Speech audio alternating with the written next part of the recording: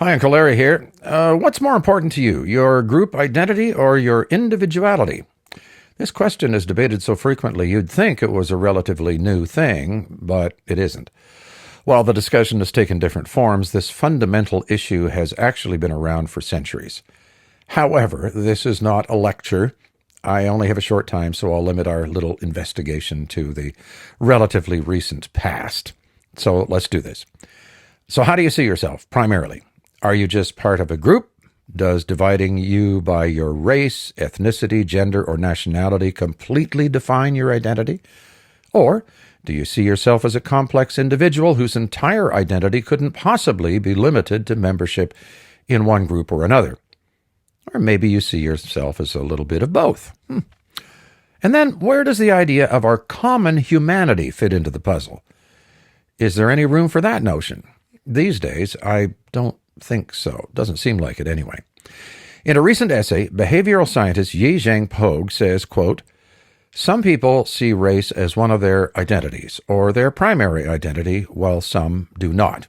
I write this as a person who does not consider race as a personal identity.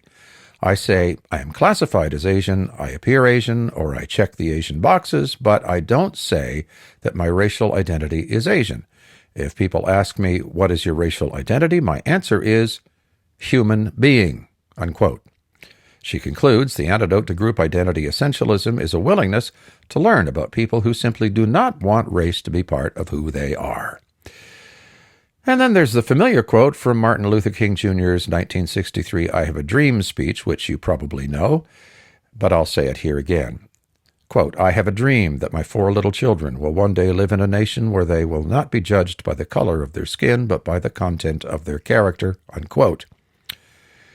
Now, some might say, wouldn't it be great if there was none of this division by the politics of identity, and we just treated people like people, individuals as individuals? Can't we just get rid of these tribal identities which just lead to nothing but eternal conflict?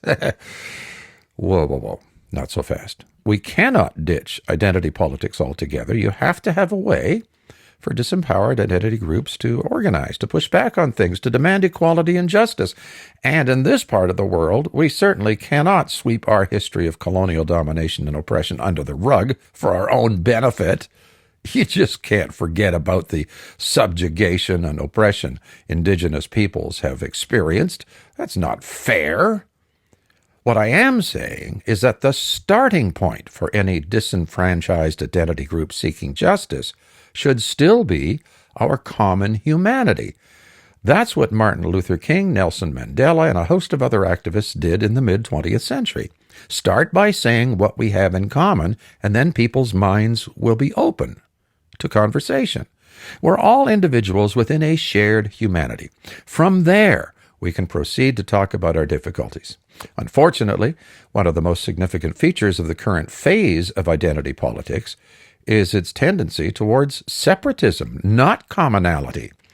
As sociologist Frank Furedi says, quote, "There is a growing tendency towards the proliferation of identity groups, each claiming to be victims of oppression.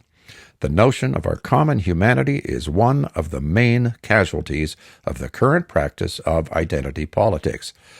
Once different identity groups retreat into their respective safe spaces, there is little common ground left for those committed to the idea of universal human dignity or our shared humanity," unquote.